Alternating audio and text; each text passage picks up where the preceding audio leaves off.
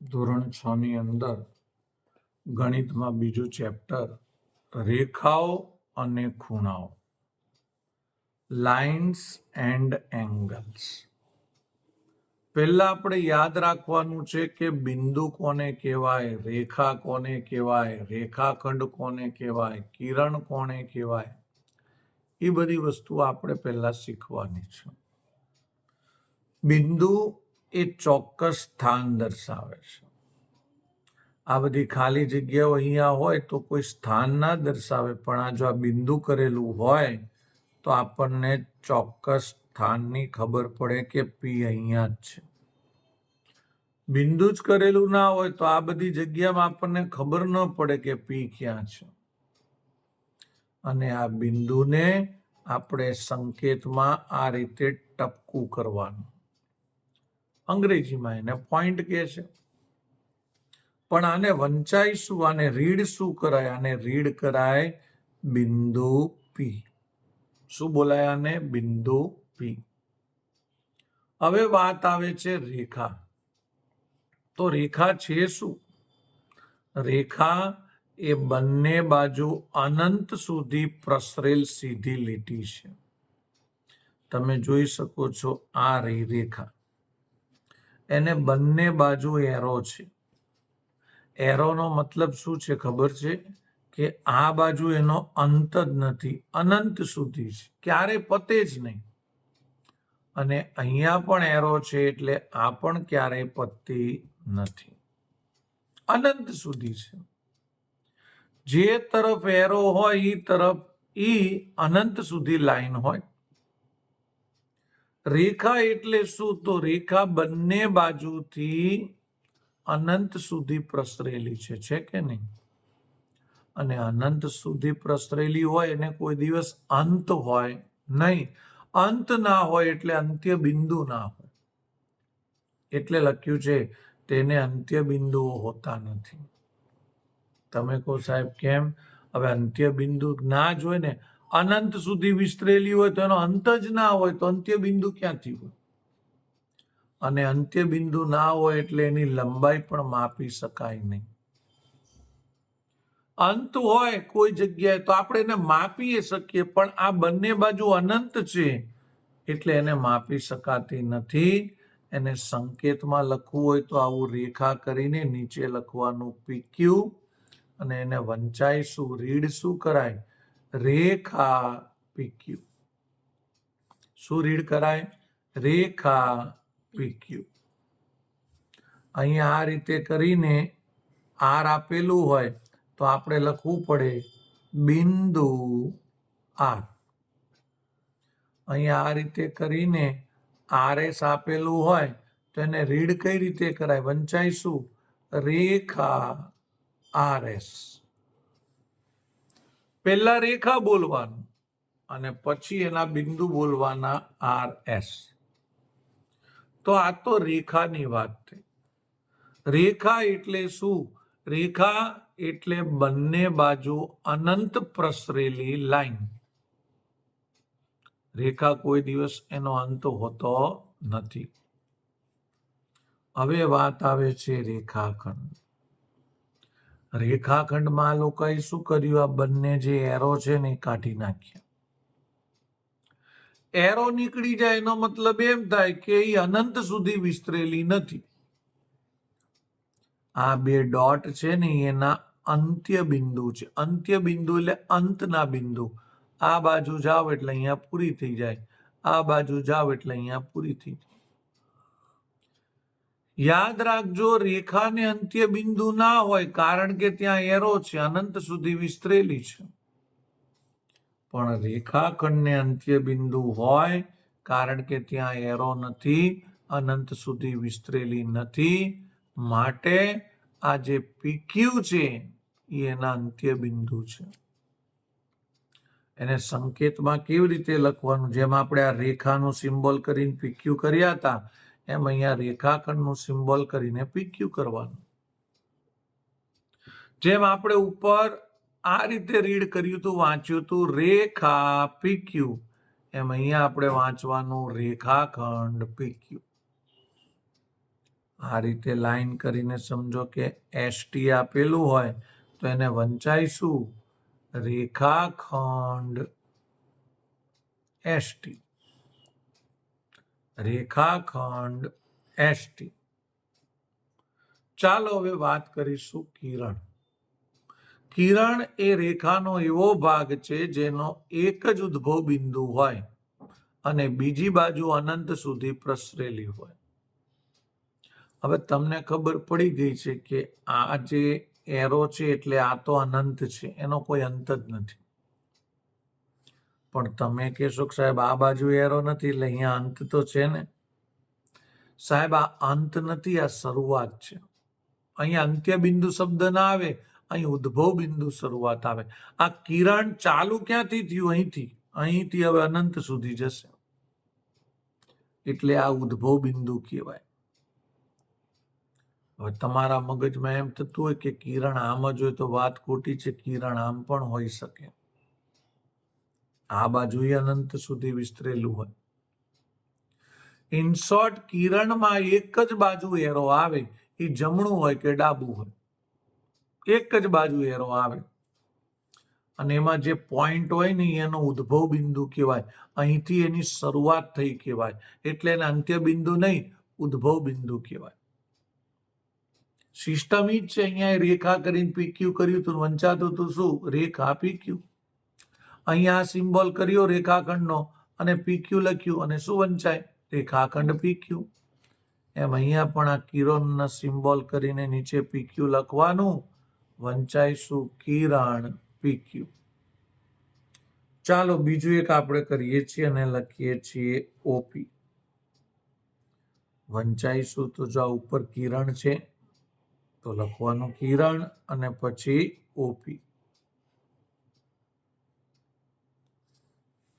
આટલું બધું શીખવાડ્યા પછી ઘણા છોકરાઓના મનમાં પ્રશ્ન ઉદ્ભવે કે સાહેબ આપણને કઈ રીતે ખબર પડે કે આ રેખાખંડ છે, આ રેખા છે, આ કિરણ છે? બંને બાજુ તીર હોય ને તો એ રેખા કહેવાય. બંને બાજુ તીર જ ના હોય તો એને રેખાખંડ કહેવાય. અને ગમે તે એક જ બાજુ તીર આપેલું હોય, એરો આપેલો હોય તો એને કિરણ કહેવાય. અને એને સંકેતમાં કશું નહીં કરવાનું. રેખા હોય તો રેખાનું સિમ્બોલ સંકેત કરીને પીક્યુ લખવાનું, રેખાખંડ હોય તો એનો સિમ્બોલ કરીને પીક્યુ લખવાનું, કિરણ હોય તો કિરણનો સિમ્બોલ કરીને પીક્યુ લખવાનું. અને વાંચવામાં બહુ ઈઝી છે. આ છે શું? બે બાજુ એરો છે તો રેખા, તો રેખા પીક્યુ. આમાં બે બાજુ એરો નથી તો શું છે? રેખાખંડ, તો કે રેખાખંડ પીક્યુ. આમાં એક બાજુ એરો છે તો શું છે? કિરણ, તો કે કિરણ પીક્યુ. પણ ખૂણો બનાવવો હોય તો ખૂણો ક્યારેય રેખાથી ના બને, ખૂણો ક્યારેય રેખાખંડથી ના બને. ખૂણો માત્ર ને માત્ર કિરણથી જ બને. બે કિરણ પણ એનું ઉદ્ભવ બિંદુ એક હોય, એક એટલે સામાન્ય. કિરણ બે પણ એનું ઉદ્ભવ બિંદુ એક જ હોય, સામાન્ય હોય, ત્યારે ખૂણો બને. જો અહીંયા પી થી એક કિરણ પીક્યુ નીકળે છે અને અહીંયા પી થી બીજું એક કિરણ પીઆર નીકળે છે. ખૂણો બનવા માટેની શરત કઈ? તો પહેલી, એનું ઉદ્ભવ બિંદુ સરખું હોવું પડે. અને બીજી, એ બંને કિરણો એક જ નહીં પણ ભિન્ન હોવા પડે. ભિન્ન એટલે કે અલગ અલગ. પછી તમે આમ કરો, હાલો કિરણ પીક્યુ ના કિરણ પીઆર, તો આ ખૂણો કહેવાય નહીં, કારણ કે આ એક જ કિરણ છે. ખૂણો બનવા માટે બે શરત છે. એક તો બંને કિરણોનું ઉદ્ભવ બિંદુ એક જ હોવું પડે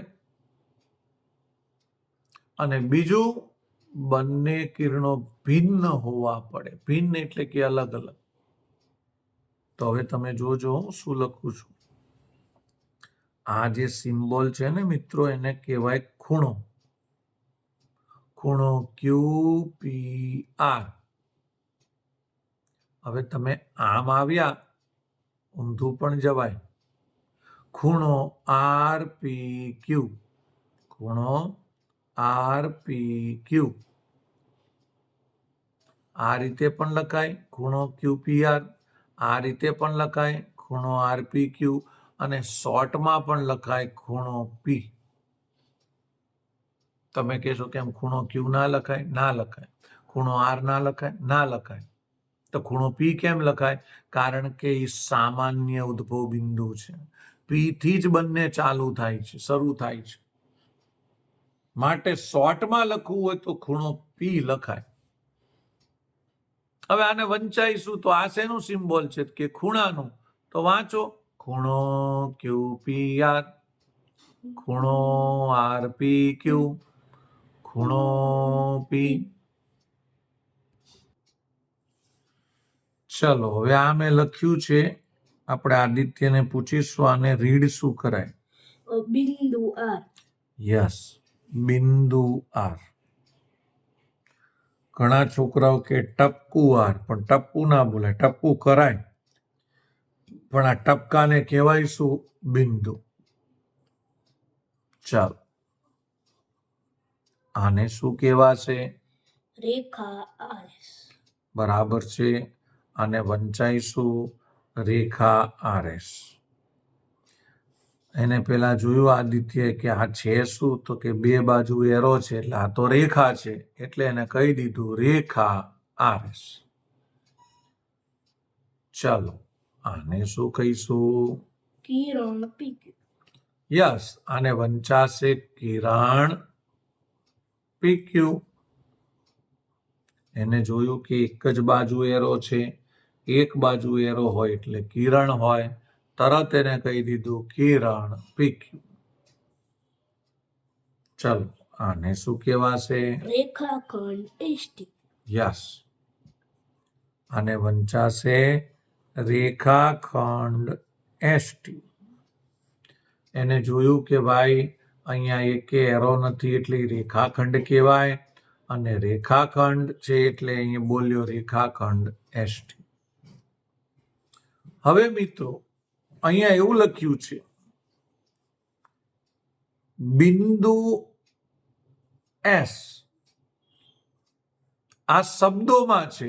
હવે એને સંકેતમાં લખવું હોય તો આપણે બિંદુ કરવાનું ને S કરવાનું. જો મિત્રો આપણે ઉપર લખ્યું ને આ બધું સંકેતમાં હતું ને આ શબ્દોમાં હતું, એટલે કે એને વંચાય કઈ રીતે? હવે શબ્દોમાં છે ને આપણે સંકેતમાં લખીએ છીએ.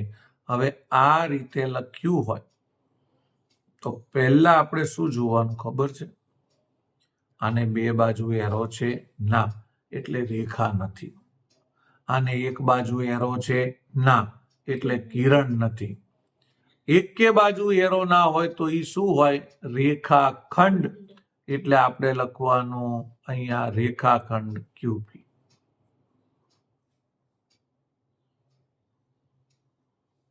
પણ હવે આવી રીતે લખ્યું હોય રેખાખંડ ST તો આપણે હમણાં જ જોયું રેખાખંડ એટલે શું? રેખાખંડ એટલે એકે એરો ના હોય, તો આપણે આ રેખાખંડ કરી દેવાનો અને નીચે લખી દેવાનું ST. પછી અહીંયા લખ્યું છે કિરણ EF. આપણે હમણાં વાત કરી કિરણને એક એરો હોય અને નીચે શું લખી દેવાનું? EF. પછી આપણે અહીંયા લખીશું રેખા WX. તમને ખબર છે કે આ રેખા જે છે એ રેખા શું છે? એને બે એરો હોય, અને બે એરો હોય તો આપણે એને શું કરીશું? બે એરો કરી દેવાના એટલે રેખા થઈ ગઈ. નીચે લખી દઈશું WX. થઈ ગઈ રેખા WX. ચાલો મિત્રો હવે આપણે ખૂણો જોઈ લઈએ. તમે જોઈ શકો છો ખૂણો ક્યારે બને? મેં કીધું તું સામાન્ય ઉદ્ભવ બિંદુ હોય આ રહ્યું સામાન્ય ઉદ્ભવ બિંદુ ક્યુ. પછી મેં તમને કીધું હતું કે બે કિરણો ભિન્ન હોય, ભિન્ન એટલે અલગ અલગ એક જ ના હોય. તો આ છે કિરણ ક્યુઆર અને આ છે કિરણ ક્યુએસ. હવે આ જે ખૂણો છે આ ખૂણો જ છે. કેમ? કારણ કે ખૂણા માટેની બે શરતો એને ફોલો કરી છે, પાલન કરી છે. સામાન્ય ઉદ્ભવ બિંદુ અને બે ભિન્ન કિરણો. પણ આ ખૂણાને ત્રણ રીતે લખાય. પહેલું આ રીતે ખૂણો RQS. બીજું તમે આમ લખ્યું ને, હવે ઊંધા જાઓ, SQR. ત્રીજું સામાન્ય ઉદ્ભવ બિંદુ કયું છે? ક્યુ. અહીંથી જ બંને કિરણો નીકળે છે તો ખૂણો ક્યુ. આને બોલાવીશું ખૂણો. હવે ઘણા છોકરાઓ આમ લે RQS, પછી લે SQR અને પછી આમ લે SRQ. SRQ લેવાય નહીં, આ કોઈ ખૂણો જ નથી SRQ. તમે ઘડિયાળની દિશામાં લો, ઘડિયાળની વિરુદ્ધ દિશામાં લો. ઘડિયાળની દિશા છે SQR અને એની વિરુદ્ધ દિશા RQS અને જે સામાન્ય ઉદ્ભવ બિંદુ હોય તે. ચાલો મિત્રો, હવે આપણે આગળ જોઈશું. એક બીજો ખૂણો અહીંયા ડ્રો કરું છું. અહીંયા લખ્યું છે M, અહીંયા N અને અહીંયા O. મારે તમને બીજી પણ એક વાત કરવી છે કે આપણે કિરણ હોય, રેખા હોય, રેખાખંડ હોય, ખૂણો હોય, એમાં જે પણ આપણે ABCD ના લેટર બતાવીએ છીએ ને, દર્શાવીએ છીએ ને, એ હંમેશા કેપિટલ જ હોય, સ્મોલ ક્યારે કરવા નહીં. ચલો હવે આપણે આદિત્યભાઈને પૂછીશું, પહેલો ખૂણો કયો છે? MNO. MNO. તમને તમારી જાણ માટે કહી દઉં, આ ત્રણ ખૂણા નથી, ખૂણો તો એક જ છે, પણ એને અલગ અલગ રીતે લખાય. ચલો બીજી કઈ રીતે લખાશે? ONM. ONM. અને ત્રીજી કઈ રીતે લખાશે? ખૂણો M. ખૂણો M. મિત્રો, એક લખાય MNO, બીજો લખાય ONM અને ત્રીજો લખાશે M. ચાલો આપણે આગળ વધીએ. હવે તમે જે મિત્રો અહીંયા વિડીયો જોવો છો એ મિત્રોએ બોલવાનું છે કે હવે શું આવશે. ચલો પહેલો કઈ રીતે આપણે લખીશું? બોલ. UTS. Yes, UTS. UTS. બીજો કઈ રીતે લખીશું? STU. STU. ત્રીજો કઈ રીતે લખીશું? ખૂણો T. ખૂણો T. જો મિત્રો કાયદેસર જુઓ ને તો બધામાં વચ્ચે N જ આવે છે. જુઓ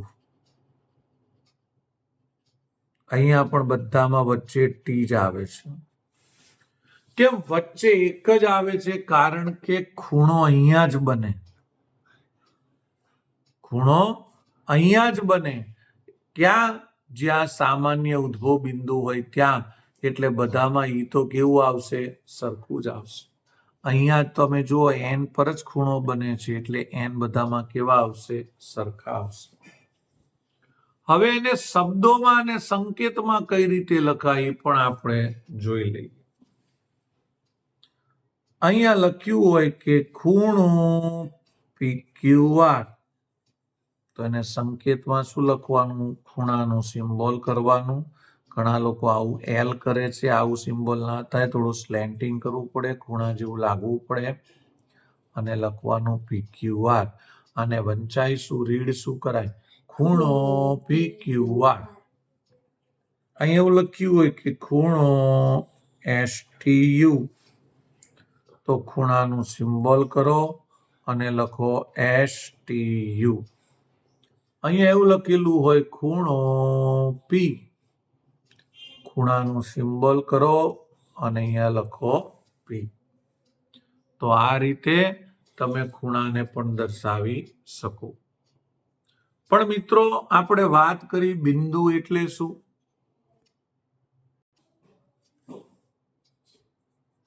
બિંદુ વિશે આપણે શીખ્યું, પછી આપણે રેખા વિશે શીખ્યા, પછી આપણે રેખાખંડ વિશે શીખ્યા, પછી આપણે કિરણ વિશે શીખ્યા, પછી આપણે ખૂણા વિશે શીખ્યા. પણ ખૂણો જે છે ને એનું ગણિત થોડુંક વિસ્તૃત છે. ખૂણાના એ પ્રકાર હોય છે. આ ખૂણાને કોણ પણ કહેવામાં આવે છે. આમ તો મિત્રો તમે 5મા ધોરણમાં આ 3 કોણ વિશે ભણી ગયા છો. કયા 3 કોણ? એક કાટકોણ જે 90 અંશનો હોય, એક લઘુકોણ જે 90 અંશથી ઓછો હોય, અને એક ગુરુકોણ જે 90 અંશથી વધુ હોય. આપણે સાહેબ 5માં આ વસ્તુ ભણી ગયા છે કે 90 અંશથી ઓછો ખૂણો હોય એને લઘુકોણ કહેવાય, 90 અંશનો ખૂણો હોય એને કાટકોણ કહેવાય, 90 અંશથી વધુ ખૂણો હોય એને ગુરુકોણ કહેવાય. પણ આમાં થોડો ફેરફાર કરવાનો. 90 અંશથી ઓછો, પણ અહીંયા લખવાનું 0 અંશથી વધુ. એનો મતલબ 0 થી 90 અંશ વચ્ચેનું માપ હોય, 0 એ નહીં અને 90 નહીં, આ બંને નહીં લેવાના.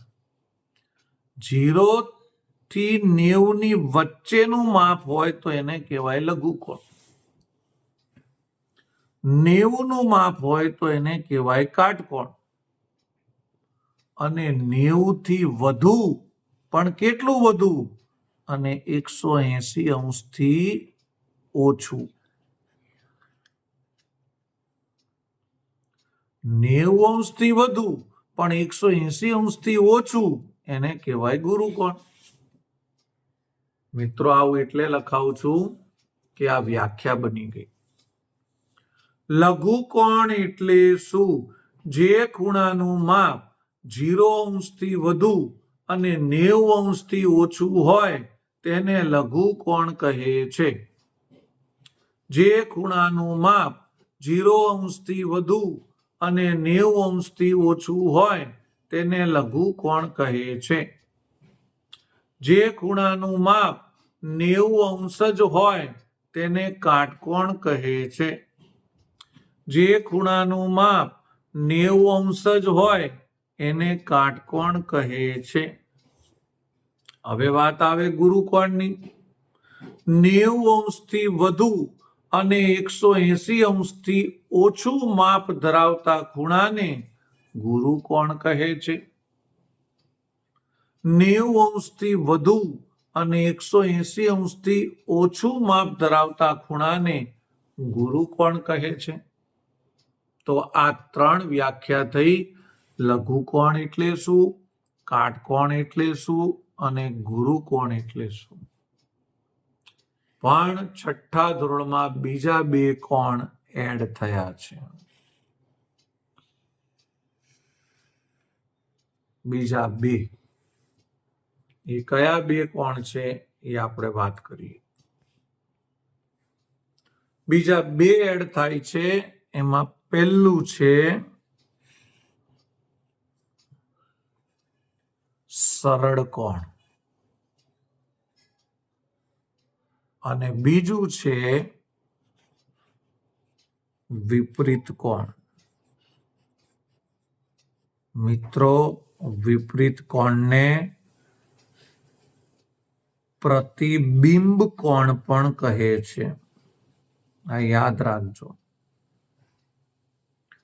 વિપરીત કોણને પ્રતિબિંબ કોણ પણ કહેવામાં આવે છે. તો આપણે અત્યાર સુધી 3 કોણ વિશે તો આપણે ખબર જ હતી આપણને કે લઘુ કોણ, કાટકોણ, ગુરુ કોણ. પણ બીજા 2 કોણ આયા, એક સરળ કોણ ને એક વિપરીત કોણ. પણ સરળ કોણ અને વિપરીત કોણને યાદ રાખજો, વિપરીત કોણને બીજા કયા નામથી ઓળખાય છે? પ્રતિબિંબ કોણના નામથી ઓળખાય છે. આ તમને વિકલ્પ કે ખાલી જગ્યામાં પૂછાઈ શકે. સરળ કોણની વાત કરીએ આપણે તો સરળ કોણ કોને કહેવાય? તો અહીંયા લખી દેવાનું 180 અંશ માપ હોય એ ખૂણાને શું કહેવામાં આવે છે? સરળ કોણ. સરળ કોણનું માપ કેટલું હોય? 180. જેમ કાટકોણનું માપ હોય ને 90 અંશ ફિક્સ, એનાથી વધારે નહીં ને ઓછું નહીં, એમ સરળ કોણનું માપ ફિક્સ છે 180, એનાથી વધારે નહીં ને ઓછું નહીં. તો વિપરીત કોણમાં શું છે? તો વિપરીત કોણમાં છે 180 અંશથી વધુ, 180 અંશથી વધુ, 360 અંશથી ઓછું. વિપરીત કોણ કોને કહેવાય? તો 180 અંશથી વધારે હોય અને 360 અંશથી ઓછું હોય એને આપણે વિપરીત કોણ કહીશું, પ્રતિબિંબ કોણ કહીશું. તો ફરી એકવાર બંનેની હું વ્યાખ્યા લઈ લઉં છું. સરળ કોણ અને વિપરીત કોણ એટલે કે પ્રતિબિંબ કોણ. સરળ કોણ કોને કહે છે? જે ખૂણાનું માપ 180 અંશ હશે અથવા હોય તેને સરળ કોણ કહે છે. જે ખૂણાનું માપ 180 અંશથી વધુ અને 360 અંશથી ઓછું છે તેને વિપરીત કોણ અથવા તો પ્રતિબિંબ કોણ કહે છે. હવે આટલું બધું જોયું તો દરેક છોકરાઓના મનમાં પ્રશ્ન થાય કે સાહેબ 360 અંશથી વધુ હોય તો કયો કોણ? 360 અંશથી વધુ કોઈ ખૂણો હોય જ નહીં સાહેબ. આ પૃથ્વી કેવી છે? તો કે આ પૃથ્વી ગોળ છે. બરાબર, લો આ પૃથ્વી કરી આપણે ગોળ. તો તમે એમ ના કહેતા કે સાહેબ વચ્ચેથી થોડી ચપટી છે. એ બધી વાત જવા દો. આ પૃથ્વી ગોળ છે અને આ આખી પૃથ્વી જે ગોળ છે ને એનું માપ 360 અંશ છે. વાત પૂરી. આખા વર્તુળનું માપ કેટલું છે? 360 અંશ. મિત્રો, આ જ વર્તુળની અંદર લઘુ કોણ હોય, ગુરુ કોણ હોય, કાટકોણ હોય, સરળ કોણ હોય, વિપરીત કોણ હોય. જો આ એનું કેન્દ્ર. મને કહેજો કયો કોણ થયો? કાટકોણ. 90 અંશનો છે. જુઓ, આ કયો ખૂણો થયો? લઘુ કોણ. 90 અંશથી ઓછો છે. એ તમે માપો એટલે વધારે ખબર પડે. આ કયો ખૂણો થયો? ગુરુ કોણ. 90 અંશથી વધારે છે. આ કેન્દ્ર છે. આ કયો ખૂણો થયો? સરળ કોણ. 180 અંશનો છે. અને વિપરીત કોણની વાત કરીએ તો આ રહ્યું સાહેબ વર્તુળ. આ એનું કેન્દ્ર. આમ હોય ને આમ હોય. આ જે આખો ખૂણો છે એ વિપરીત કોણ છે, એટલે કે પ્રતિબિંબ કોણ છે. કારણ કે 180 કરતા પણ વધારે છે. 180 એટલે અડધું. તમે જો આ અડધા કરતા પણ વધારે ભાગ છે. અડધા કરતા વધારે ભાગ હોય તો એ કયો કોણ કહેવાય? વિપરીત કોણ એટલે કે પ્રતિબિંબ કોણ. હવે વિચારતા નહીં તમે કે 360 અંશથી પણ વધારે હોય. 360 અંશ છેડો આવી ગયો. જેમ શરૂ ક્યાંથી થાય? શરૂ થાય 0 અંશથી, પૂરું ક્યાં થાય? પૂરું થાય 360 અંશ. બસ આ 0 અંશ અને 360 અંશની વચ્ચે જ 5 કોણ આવેલા છે. પેલા ખાવાના કોણ નહીં, હા, 5 કોણ. કયા? તો 1 લઘુ કોણ, 2 કાટકોણ, 3 ગુરુ કોણ, 4 સરળ કોણ અને 5 વિપરીત કોણ. વિપરીત કોણ જેને બીજા કયા નામે ઓળખાય છે? પ્રતિબિંબ કોણના નામે પણ ઓળખાય છે. લઘુકોણ કેટલાનો હોય? તો જો 0 અંશથી વધુ, 90 અંશથી ઓછો. સાહેબ આ કોઠો યાદ રાખવાનો, બધી વ્યાખ્યા યાદ રહી જશે. કાટકોણ કેટલાનો હોય? ઓનલી 90 અંશ. સરળ કોણ કેટલાનો હોય? ઓનલી 180 અંશ. ગુરુ કોણ કેટલાનો હોય? 90 અંશથી વધુ, 180 અંશથી ઓછો. અને વિપરીત કોણ કેટલાનો હોય? 180 અંશથી વધુ, 360 અંશથી ઓછો. જો એક વસ્તુ તમને કહી દઉં, 360 અંશથી ઓછો હોય ને તો જ વિપરીત કોણ બને. પૂરું જો 360 થઈ જાય તો કોઈ કોણ જ ના બને. તો પછી શું થઈ જાય? વર્તુળ થઈ જાય. તો મિત્રો આ વિડીયો તમને કેવો લાગ્યો એ તમે કોમેન્ટમાં લખજો, જેથી મને બીજા નવા વિડીયો બનાવવાનો થોડોક ઉત્સાહ વધે. વિડીયોને વારંવાર જોશો તો આ દરેક વસ્તુ તમને પાકી થઈ જશે. તમારે પાકી કરવાની જરૂર નહીં પડે. આ ચેનલને તમે સબસ્ક્રાઇબ કરજો અને તમારા બીજા મિત્રો જે છે એમને પણ શેર કરજો અને બેલ આઇકન પણ તમે પ્રેસ કરજો. બાય.